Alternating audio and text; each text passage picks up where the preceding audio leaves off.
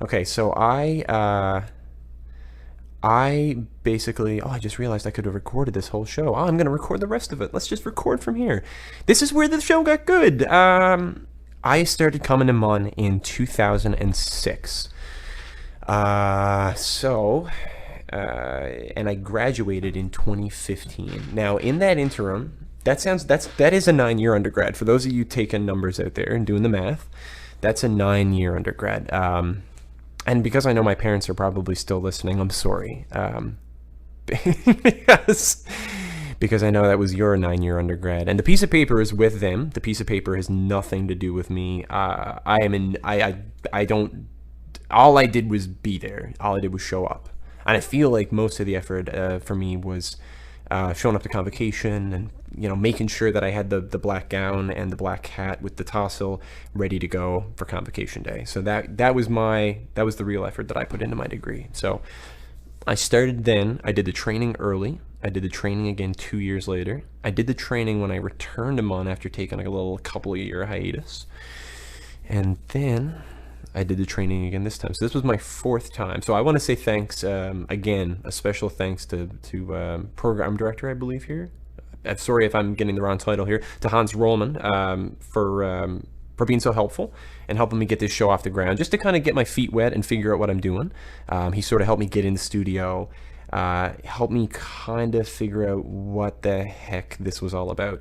Because because I'd always thought about doing radio, and I guess the idea was always there, it never really dawned on me once I got in here what the show would actually be. Because I was coming over here with Steve earlier, and that was his first question. As I said, what song do you think we should open with this evening? It's like first episode right off the bat. Like, what are we gonna do to make this show? And he said, well, what's the tone? And that was it. I said, I don't know. There is no tone. Like, the tone is whatever. The tone is whatever we want it to be. We get to set the tone. And I kind of like that. I thought that was kind of fun.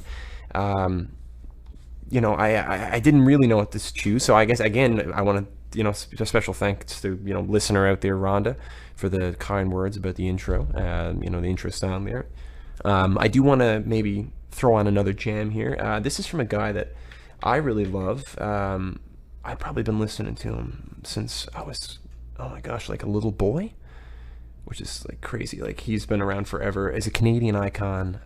This is from his umpteenth, I don't know, let's get real. I'm going to really find out. This is because this is quite a career. So this is from his 11th studio record. So 11th studio outside of any independent releases.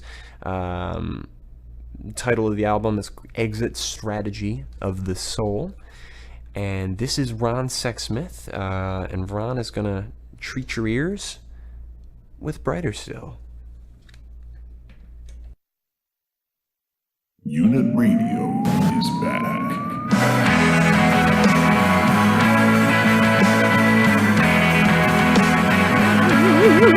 Okay,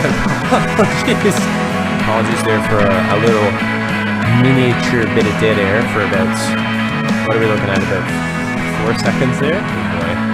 That is unprofessional, Brad. It's unprofessional and it's unacceptable, and we won't tolerate that kind of attitude, lacklusterness around here. I'm Brad Stevens. This is Unit Radio. That again, actually, of course, the first track there was Brighter Still from the infectious Ron Sexsmith, Canadian owned. It's a Canadian wonder child. Personally, I prefer Steve Maloney. He's dreamy. And then that next one up, that was the Ghetto Brothers. Ghetto Brothers with Girl on the Mountain from their, I believe, if I'm not mistaken, self-titled record there.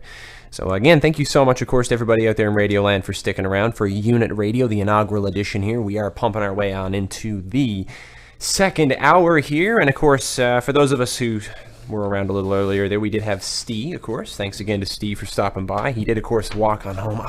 He came over with me. This is how good this guy is. He comes over, he walks on over, and he said, we get in, and I say, you can do a bit of time with me. And he's kind of nervous. He says, maybe I'll come over if I feel up to it. And I say, no problem. And he says, I'm just keeping you company. And I said, cool, that's great, man. I appreciate it. And we kind of like hung out for a bit, and then he said, "How long are you doing this?" And I said, "This is a 2-hour show." And he said, "Oh, I gotta work at 5 a.m." So I dragged him all the way over. I was going to turn on 2 or 3 songs and try to bring him home, but Steve decided he's going to be Dr. Independent, and he is strolling on home. So thank you, of course, to the ineffable Steve. He's a magical man. He's beautiful. So thanks to him for stopping on by. Getting back into the thing of the whole theme of, I guess, beyond sports, we got into ridiculous things that are happening on the internet there. And of course, like I said to anybody who was listening there a little bit earlier, I personally am a really big fan of the subreddit Not the Onion. So true stories so mind-blowingly ridiculous that you could have sworn it was an onion story. So today's stories are a little... Yeah, like this one in particular is kind of funny. I guess everybody maybe is a little familiar with what's happened with Equifax recently. So the company Equifax, responsible, of course, for the maintenance of your credit records and anything like that, they unfortunately had a big data leak. So the company that holds all of your information, your first, last name, your social security number as well, because presumably the idea that you're using their services because you're running a credit check on yourself or running some sort of credit related service through them. They actually, they're just cleaning up from all of that. There was a lot of people hit, so it looks like, goodness, I have no idea. But this is kind of unfortunate. They, it looks like, tweeted a link to a would-be phishing site to the victim of its massive breach. So somebody reached out there to them about the breach recently and what was happening, and it looks like what's actually happened is, someone was reaching out trying to see if they could cancel their subscription in exchange for what's called the Trusted ID service. So this is the service that's actually being offered right now to any of these affected clients and anybody who presumably could have had their information stolen. What they're offering, of course, right now is a service called Trusted ID. It's a monitor that essentially will alert you of any sort of activity ongoing. Now, I don't know how regularly. I'm not familiar with the intricate details of that program are, but somebody reached out and they tweeted a URL for a fake site that led to nothing. They actually reversed their website. So instead of saying "Hi Brad," they said "Brad, hi." So they sent somebody, they sent it to a site that got scooped up by actually got scooped up by somebody there, a security researcher. That was fantastic. Wow. So those guys honestly can't dig themselves out of it. It just seems like they're stepping in it left, right, and center. That is, wow. It's just beautiful. Amazing stuff. I mean, gosh, between that and between Bill Gates, of course, Bill Gates, having a really rough time there, feeling kind of uncomfortable and awkward about his introduction of Control Alt Delete into the zeitgeist, as it were. Do you feel bad for him though? I don't feel bad for him. He's doing fine. Do you think he lost any sleep? I don't know. He seems like a giving guy though. He seems like a great human being, in the sense of someone that he's probably really genuinely a great human being. I don't know. I guess so. I mean, it is what it is. I'm not a great human being. I try to be a great human being. I do what I can. I get up every morning. I go to work, pay my bills, pay my taxes. What more can you do? Just try to be a good human out there. One of the cool things actually about starting at a radio station is you kind of get in, you get to poke around, and of course at a radio station like CHMR 93.5 FM, when you come in, they've been around for a long time, so there is a lot of history here, and to be honest, I can't speak to a lot of the history here. I don't have a strong background in it. So I don't know the year it first started. I do know there are vinyl here kicking around. I don't know how long they've been here, but I know they've been here. So that's good. But more than anything, I guess, I don't, I don't really know a lot of the shows on here, so I feel like I'm gonna have to. I feel like I'm gonna have to start really spending some time here and really trying to get to know some of the I guess I don't know, what do they go by? I guess they DJs. Is everybody comfortable with the term DJ? I'm comfortable with DJ as long as you don't put it in front of my name. You can call me DJ all you want. That's fine. I don't know. I mean, even looking through here, I mean, there's promos here for lots of shows. I gotta really familiarize myself with some of these people. There's so many names. Oh my gosh, I don't know any of them. That's just brutal. Like, who am I? Yeah, I really got to introduce myself to some people here. I got to become more social. See, this is the problem. This is, I guess, maybe why I didn't have a radio show in the first place. I never came in and introduced myself to anybody here. My gosh. Now I got such friendly names here. Ricky, I recognize the name Ricky. I think I see him sometimes. He does write-ups, does some news maybe as well. Yeah, I used to do a little news stint here years ago, back when I was still at étudiant. I was still attending Memorial University, completing my undergraduate. Yeah, I when I was coming in here doing the lessons to no avail. And I remember I did a muse up here, and I wrote news with Colleen, and wrote some news. It was good practice for getting myself out there. Learning to write. It helped me learn to write fast. I didn't always do it fast. I'm sorry, Colleen.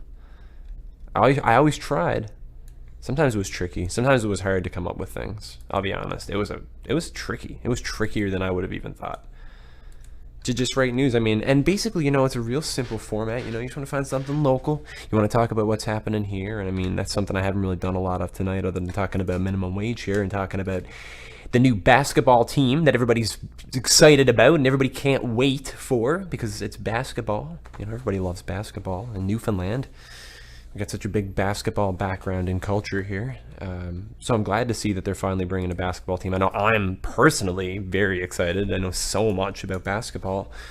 But again, the city's maintained their initial position, which is they are not giving up on looking for some sort of hockey contingency. I'm hoping this is just basketball contingency. They're going to bring in, what is it, the National Basketball League? Yeah, is that what it's called? There we go, yeah. Oh, great. There we go. 5-year deal, guarantees 20 regular season games per year with the potential for 10 playoff games. So, listen, best case scenario, we get an amazing basketball team that comes to Newfoundland in a province that knows almost, like, I know there's basketball here, but I know virtually nothing of basketball. I came from a soccer town. I'm assuming most people from eastern Newfoundland came from soccer towns. Clarenville? What, do you have a volleyball town, maybe? Volleyball's not basketball. Sure, you play basketball, but were you a basketball player? Or were you a volleyball player? Or were you a hockey player? Like, I didn't know any basketball players growing up, but my sister, she was a volleyball player. But she played basketball, but she was a volleyball player in my mind when I think about it. Maybe not in her mind. I'll have to get her in sometime. We'll talk to her and see what she's got to say about it all. All right, I feel like we're approaching that up towards the half-hour point there. I'm going to take a quick little break here. I'm going to send it across there for a public service announcement and whatnot and all that fun stuff. And I'll be back in just a second there, folks. Stick around. Right, everybody, that was Dr. Dog off one of their earlier releases, actually. That one's called Fate, and the song itself is called The Ark. Again, Dr. Dog with The Ark. Thank you again for sticking around. My name is Brad Stevens. This is UNITRADIO, and thanks again for those of you who've stuck around. This is jumping on into the 90-minute point here. I can't believe I haven't entirely lost my mind. Today when I was sitting down thinking about it, it was a little bit daunting, thinking about the thought that I was going to sit down for 2 hours tonight in front of a microphone with no plan, no guests, no anything really, other than just an understanding of how to look through the CD system and kind of finding my way through and just figuring it out. And I want to thank you guys out there in Radioland for sticking it out there with me. We got Jess chiming in here with a fun fact here. In 1971, Bill Gates invented Microsoft. Thank you for that, Jess. That is a fact from a person. I don't know if that's true. But I don't know who Bill Grates is. But thank you, Jess. Thanks for listening. We're really glad you're out there in Radio Land.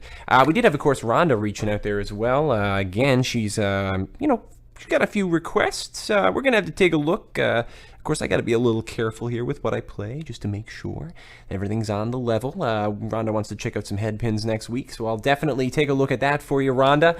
Thanks again for listening. And again, you're tuning on in here to Unit Radio. More than anything, the theme of the evening, if you stuck around anywhere beyond the first 30 minutes where I babbled on about the little that I do know about sports and even less that I know about the minimum wage crisis in Canada, I've been sticking around just kind of looking at some stuff on the internet, like I do when I'm home by myself. And I've just been kind of taking a look at one of my favorite subreddits, which is Not the Onion. Not the Onion is just ripe for laughter. It's so fun. It's articles that are so mind-blowingly ridiculous you could have sworn it was an Onion article. So right now I'm taking a look at a story with it looks like a North Carolinian woman. North Carolinian? I do have a friend from North Carolina. I've never asked her what's the, I guess if you're a Newfoundlander, you're a Newfoundlander. If you're I don't know if you're a Nova Scotian? I don't feel like that's right. I feel like I'm saying that wrong. Anyway, a North Carolina-based wife and mother has homebrewed a spray that she says can attract any Bigfoot within 1.5 miles. So this is a $7 a bottle concoction of Bigfoot juice. So apparently it also doubles as a bug spray. So it's something that she's apparently running out of her home right now. She's creating in her kitchen. And it looks like it comes in those little bottles that hipster beard oil comes in nowadays.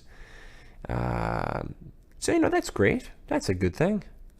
Who doesn't want that? That's fantastic, right? Right? I don't know. That's a ridiculous story. So right now, it looks like actually, she says, to attract a Bigfoot, you need a smell that is woodsy enough to keep from scaring him off, but slightly different enough to make him curious and come to investigate. So this is, in fact, something that she's hoping to attract a Bigfoot by appealing to a Bigfoot's intricate senses. It's the Bigfoot's a sensitive creature. You need something that's woodsy enough to keep him from scaring off. Give him that familiarity, something he's a little comfortable with, something that makes him feel at home. Makes him feel like being in your loving arms is home. But slightly different enough to just keep things exciting. Keep the interest there. Keep that fire of love burning in your heart. For Bigfoot. But that's cool. Bigfoot, she's a part of, I guess, some sort of research group called Bigfoot 911. And they allege that they had a Bigfoot sighting. And I don't know if the allegation is that this is a field test for this particular, I don't know, it's like, you had fly dope when you were a kid, so this is like Bigfoot dope, I guess, I don't know. Great. So that's perfect. So we're going to be drawing Bigfoot out of the woods with some sort of hormonal concoction served in a beard oil container from a lady who cooks it in her kitchen. That's great, though. Good for her. That's excellent. You know what? And the people of the farmers market of her community, it's a stronger farmers market for it. And to be honest, that's probably just going to bring some international attention to it. She's going to ship a few orders internationally. She's going to make some money. Things are going to be great for her. Who might have judged or say anything? What a lady. Get it. Get it, girl. That's great. I'm gonna roll some tunes here because this story's way too ridiculous. This is again. We kind of opened up with one of their songs earlier, but of course from their debut release, Park Avenue. I've seen these guys a couple of times live. An amazing act. One of my absolute favorites. This is off their debut record. This one is called Allure des Bois, and that stands for the beginning of the trees. This is Plants and Animals, and you are listening to Unit Radio. I'm Brad Stevens here on 93.5 FM, CHMR, home of Unit Radio. That didn't sound as snappy as it did in my head. I'll work on it. Unit Radio is back.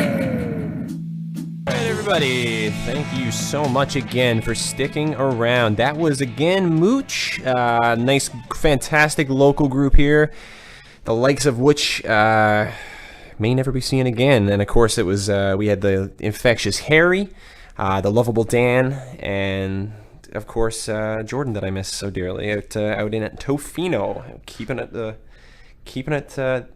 the heck real, having a great time from what I hear. He's definitely got that nice BC weather too. Oh, how jealous am I? Now, I can't complain. St. John's, I hate to go back on the weather on this, but St. John's actually comparatively, let's get real, we did have a pretty nice summer. We did break some records for certain months, so there was a lot of humidity. And if you want to get real, looking forward in the next couple of days, I know we do have the weekend coming up there. Saturday and Sunday, got overcast. Let's get real. It's calling for overcast. We are going to see, apparently, in the afternoon, a high of anywhere around 20 to 21. So look for a lot of humidity on Saturday. At the very least, you're not going to get a sunburn. What you are going to get is really uncomfortable. And you should go out and enjoy that while you can, because I've always said that September is the nicest month in St. John's. And it really is. But once you get away from the spam worms, which we didn't have this year, I'm assuming we're like 2 or 3 years out from another cycle of those. But, looking forward, it's going to rain through next week. So once Monday hits, it's going to rain. Don't worry about it. You're back to work. It's okay. But for those of us who are looking to get off tomorrow evening and look for the weather to be a little bit nice, it's going to hit somewhere around 17 after supper there. So I'd say grab something from Halliday's meat market there on the way home. And if I were you, I'd try to make sure I was all ready to go. Get that queue fired up. So, more importantly, guys, thanks for sticking around. This has been Unit Radio. This is, like I said, the first show I've ever done. I've talked about doing a show for, it was 9 years that I was here. And it's been 11 years since I first went to university. I'd always thought about it even when I was younger, too, and I don't know why. Radio always seemed intriguing. I was a kid, and I remember doing radio ads for my dad when I was a little boy. And he would sit me up, and I'd sit down with a recorder, and I'd read a script. And it was always something silly. It was always me talking about some sort of cool pun about a sale or something. But it was cool, and it's fun. Looking back on it now, those were experiences that I ended up taking with me now, and I ended up, getting comfortable being in front of microphones and stuff like that. So that's a lot of fun, and I'm very thankful for that. So I know you're out there listening. I know you said I'd never call you old man, but thanks for listening, old man, and thanks for getting me in front of a microphone for the first time. And, of course, more than anything to you folks out there, thanks for sticking around and listening to my nonsense here. I'm going to close you guys out with a story here that I read that just blew my mind. Of course, there's been nothing but coverage about the hurricanes lately, as I did talk about, and, of course, subsequently forgot all the names of the hurricanes. Just catastrophic events, but I'll never forget. So we've got Harvey, Irma, Jose, and, of course, we're back into Maria now. So with Irma, of course, there was a lot of briefing that was occurring, of course, going through a lot of Florida. The initial reports with Irma approaching were that if Irma had the intended effect, I'll say, it would have been a little dangerous. It wouldn't have been great at all. They were, calling for, catastrophic events in, cities of hundreds of thousands and millions, which is outrageous. So, of course, the officials are, of course, trying to get out in front. This is where all of the emergency response systems, come online for the first time. We see them normally during Saturday morning cartoons. All of a sudden, there they are online. That's fantastic. And, what's really great was that, the people from Manatee County, Florida, decided that they were going to put an interpreter out there as well. So an interpreter for the deaf is outside. It's helping out, with a lot of their conferences. So I think it's saying here it was on the, it's saying here that it was on the 8th of September.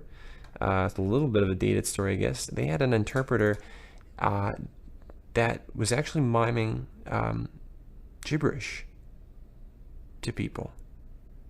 So he actually, apparently he was, the quote here I have is, members of the deaf community said Marshall Green was the interpreter as a lifeguard for the county. He's mostly saw in gibberish referencing pizza, monsters, and using the phrase help you at that time to use bear big during the event. Other information signed to viewers was incomplete. So apparently, they usually use some sort of professional service. For whatever reason, this guy Green was appointed the task, and he's up front with like a yellow shirt, and he's just signing. He's signing nothing. I can't even believe this was allowed to happen. I can't even believe anybody got away with this. It's horrible. I mean, not only that, but like this is like I said, this is the time when all your regularly scheduled programming is obviously preempted with a reason, because it's horrible what's happening, and but instead there you are, and it's you got pizza and monsters. So that's great. That's really great. That's very helpful stuff. Fantastic. Apparently this guy, it says here that he does have a brother who is deaf. And he was used as the interpreter regarding possible evacuations. Like, this is horrible. Like, evidently I'm hoping that, you're not going to be able to inherently link anything happening or anybody coming of any harm because of this. I don't think that that's the case. But it's fairly reckless. That's a fairly reckless thing to do, to pretend that you speak a language as a translator in an emergency evacuatory event in which there's a catastrophic Category 5 hurricane heading towards your state, and you don't properly speak the language. And at no point does it occur to you during this conference to speak up and say, like, I don't know what that means. Like, I don't know that one. And that's okay. Like, that would have been fine. Like, I don't even think anybody would have held that against him. I think that's okay. It's fine not to know. I don't know lots of stuff. I'm a moron. I'm learning new stuff every day. But you don't get up and pretend to mime. And not only that, but if you, in fact, so you have a brother that's deaf, which means that you do speak, or, okay, you know a little bit of ASL. Do you speak ASL? Is that weird to say? I don't actually know, and I'm sorry if that comes off as insensitive, because I don't know. Do you communicate with ASL? So you provide information with ASL. But if you use ASL and you're familiar with ASL, then you know what the sign. You can't even plead ignorance on this and claim that you accidentally signed something and say, I didn't know. I didn't know it. Sorry, but I didn't know I was saying pizza and monsters. Like, what pizza and monsters are. Like, you've got a little brother, like, you definitely said the word monster before, and you definitely said the word pizza using ASL before. So that's just recklessly irresponsible. So I think this is probably, I can't even believe that happened. I can't even believe somebody did that. Anyway, like I said, it's rough out there. So again, you are going to see a lot of fundraising efforts. You're going to see a lot of benefits. Everybody out there, make sure you do get out. Just try anything you can do to help. I don't know. We've all got so very little to give anyway. But if there's anything at all that you can give, if you have a thing, it doesn't matter. That's fine. I just, like I said, just know that there's a lot of people that are out there, a lot of people that are hurting. And that's too bad. And it's a really, really rough time, because you're not just talking about one catastrophic event. For whatever reason, this year in particular, you're talking about hurricane after hurricane after hurricane. Like, this is, in recorded history, this is unheard of. And I'm not going to get into a debate about anything else about why. I'm just going to say it is happening. And the fact that it is happening means that people who have, it's important that we step up. It's always been important that we step up anyway, but it's becoming particularly important that we step up right now. So, again, if there's anything that you do have to give, make sure that you reach out and give if you can. And make sure you just, like I said, spread awareness that there are these causes. If you see someone putting off an event, go. Pay your cover, go, leave. Tell a friend to go if you can't afford to go. Go. Tell 5 people instead, and then maybe one of them will go, and it'll be fine, and that'll help. But it's heartbreaking, because then you've got people like Mr. Green who are mimicking sign language. That is false and incorrect and awful. Before I do sign off again, I do want to say a special thank you out there to the listeners in Radio Land. A special thank you out there, of course, to our guest who's going to be coming in next week. I know you did reach out to me there. That's Josh. Josh, thank you for reaching out. I'm so glad you're going to be joining me here soon. I'm hoping next week we're going to get him in. I don't want to tell you too much. We're going to let him unravel himself, and I'm thinking I'm going to let him pick the opening song. So whatever we start off with here next week at 8 p.m. on Wednesday, make sure you tune in. Tell your friends, 93.5 CHMR FM, or of course CHMR.ca. Make sure you tune in. Check, I believe it is CHMR.ca. I'm here giving out this link. Let me check this out. I'm going to feel like such a dingus if this is wrong. Is that right? 93.5 CHMR. Am I wrong? CHMR.ca? That's not a site. That's not even a website. mun.ca/CHMR. I don't know what I'm talking about. This has been the inaugural broadcast of Unit Radio. Again, I'm Brad Stevens. Thank you all, of course, for tuning in. To send you guys off, this is a little more Dan Mangan. This is his hit song, Robots. We'll see you next week at 8.